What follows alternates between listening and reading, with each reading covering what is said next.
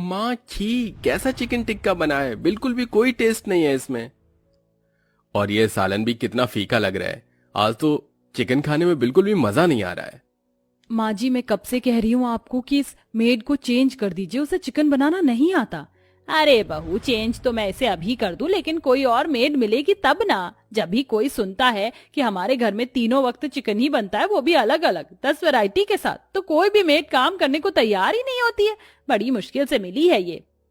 अरे माँ भाभी, आप दोनों क्यों इतना परेशान हो रही हो? अगले महीने प्रेम भैया की शादी है। जब प्रेम भैया की वाइफ आएगी तो वो हमारे लिए चिकन बनाएगी। मैंने तो सुना है कि मेरी होने वाली भाभी काफी अच्छा खाना बनाती है।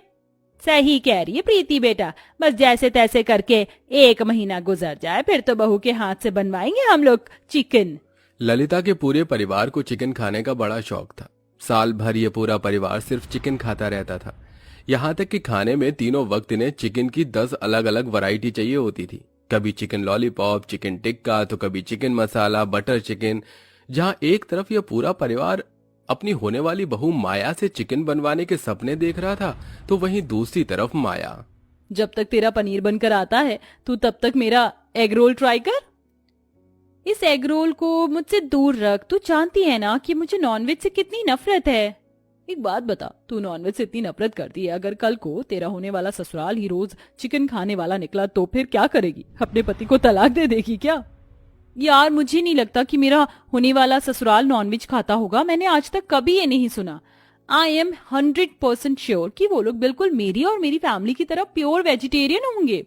माया की ये गलतफहमी तब दूर होती है जब वो इस चिकन खाने वाले ससुराल में आ जाती है। और आज माया की पहली रसोई की रस्म होती है। माया बहू, तुम अपनी पहली रसोई का खाना बनाने के लिए जा रही हो, लेकिन थोड़ी देर के लिए रुक जाओ। अभी प्रेम और जगन मुर्गा ला रहे हैं, उनके आने के बाद तुम आराम से अपनी रसोई की तैयारी करना। सॉरी माँ जी, क्या कहा आपने? मुर्गा? हाँ, मुर्गा।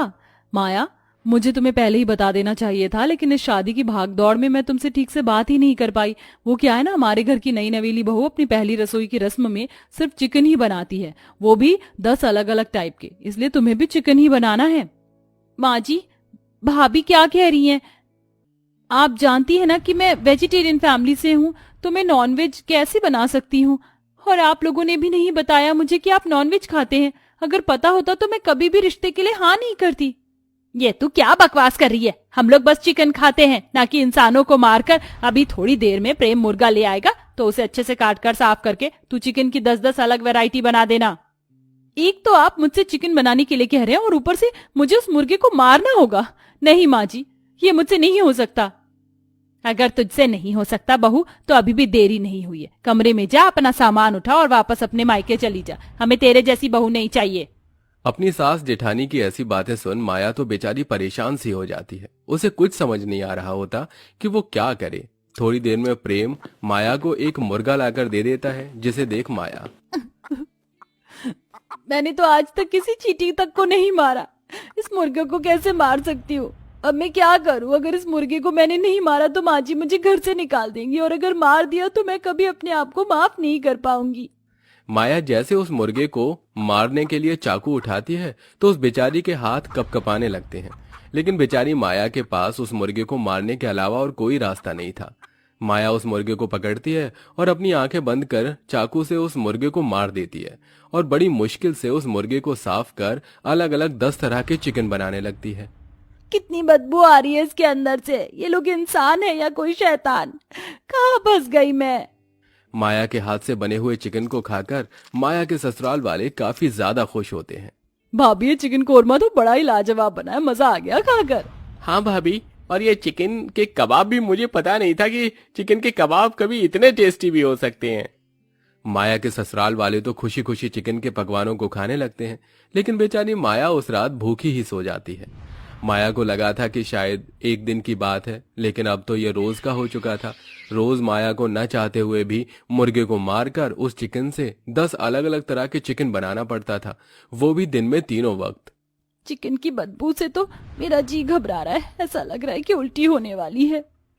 चिकन की बदबू से माया का दिल घबराने लगता है और देखते ही देखते किचन में ही उल्टी कर देती है। लेकिन बेचारी माया को इन सब के बावजूद भी हर दिन चिकन बनाना पड़ रहा था। 1 घंटे से नहा रही हूँ, लेकिन ये चिकन की बदबू तो मेरी बॉडी से निकल ही नहीं रही है। मन तो कर रहा है कोर्ट जाकर जल्द से प्रेम को तलाक देकर इस ससुराल से छुटकारा पाऊं। लेकिन अगर मैंने अपने पति को तलाक दे दिया तो मेरी माँ बाप पर क्या गुजरेगी। उन्होंने अपने जीवन की सारी जमा पूंजी लगाकर इतनी धूमधाम से अरमानों से मेरी शादी की है। भगवान, मैंने ऐसा कौन से पाप किए थे जो मुझे इस जन्म में ही सजा मिल रही है। मेरा तो अब इस रसोई में जाने का मन ही नहीं करता है। ऐसा लगता है कि जैसे एक ऐसे कमरे में जा रही हूँ जहां पर न जाने कितने लोगों का खून हुआ हो। पूरा किचन 24 घंटे चिकन की बदबू से महकता है। माया मुंह पर कपड़ा बांधकर किचन में जाती है और मन ही मन अपने ससुराल वालों को कोसते हुए मुर्गे को मारकर चिकन बनाने लगती है। माया अब इन सब से इतना परेशान हो चुकी थी कि वो इस बारे में अपने ससुराल वालों को समझाने की काफी कोशिश करती है। आप सभी लोग चिकन खाते हैं, खाइए, कोई मना नहीं है, लेकिन इस तरह रोज रोज चिकन खाना क्या सही है। ऊपर से आप लोग उस बेचारे मुर्गे को भी मेरे हाथों से मरवाते हो। न जाने मरने के बाद मुझे भगवान कौन सी तेल की कढ़ाई में तलेंगे। आप लोगों की वजह से मैंने कितना बड़ा पाप कर दिया है और रोज करती हूँ। अरे बहू, हम दुनिया के पहले थोड़ी ना है जो मुर्गा खा रहे। अरे और भी कई लोग हैं, उनको तो कोई प्रॉब्लम है ही नहीं। तो तू क्यों इतना परेशान हो रही है? चल जा और जाकर खाने की तैयारी कर। और हाँ, आज मेरे लिए चिकन लॉलीपॉप बनाना, ठीक है? माया के लाख समझाने पर भी उसके ससुराल वालों पर इस चीज का कोई असर नहीं होता और ऐसे ही समय गुजरता रहता है। माया शाम सभी के लिए चिकन के पकौड़े कबाब बनाकर हॉल में ले जाती है। पूरा परिवार टीवी देखते हुए चिकन कबाब और पकौड़ों का लुत्फ उठा रहे होते हैं कि तभी टीवी पर एक न्यूज आती है। आज फिर पुलिस ने 4 इलीगल फैक्ट्री पर ताला लगाया। सूत्रों के मुताबिक इन फैक्ट्री में काम करने वाले लोग जंगलों से शेर, चीते, टाइगर, भालू जैसे जानवरों की खाल की जैकेट, बूट्स, बैग्स जैसी चीज बनाया करते थे। एक सर्वे के अकॉर्डिंग हमें पता चला है कि जिस तरह से हमारे देश में जानवरों की खाल के ये लेदर के सामान बनाए जा रहे हैं, अगर इस तरह ये काम जारी रहा तो एक समय ऐसा आएगा कि हमारे देश में कोई भी जानवर नहीं बचेगा। उस टीवी एंकर की बात सुन और न्यूज देख सभी को काफी ज्यादा बुरा लगता है। कैसे कैसे लोग हैं, आखिरकार क्या मिलता है मासूम जानवरों को मारकर इन लोगों को। अगर मेरा बस चले तो मैं तो कभी भी किसी जानवर को किसी के नुकसान न पहुंचाने दूं। अरे वाह, ये तो वही कहावत हो गई, 900 चूहे खाकर बिल्ली हज को चली।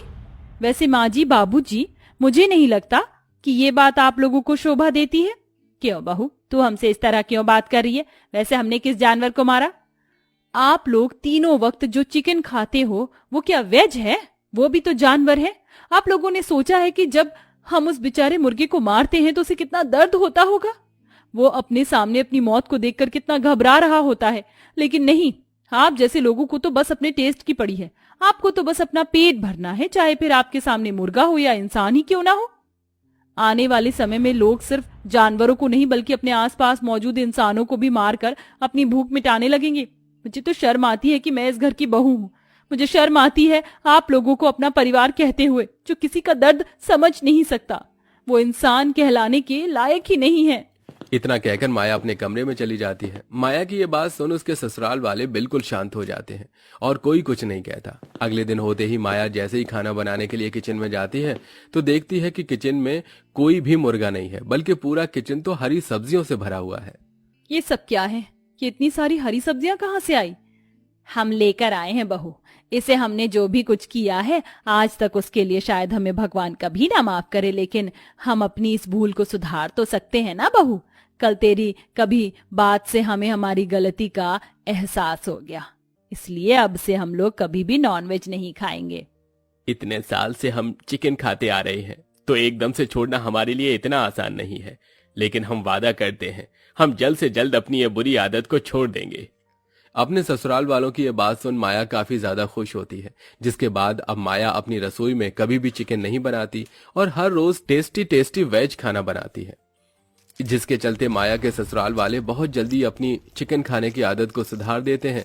पूरा ससुराल प्योर वेजिटेरियन बन जाता है। दोस्तों, क्या आप भी नॉन वेजिटेरियन हैं? तो आपको चिकन की कौन सी डिश खाना सबसे ज्यादा पसंद है? उस डिश का नाम हमें कमेंट करके जरूर बताएं।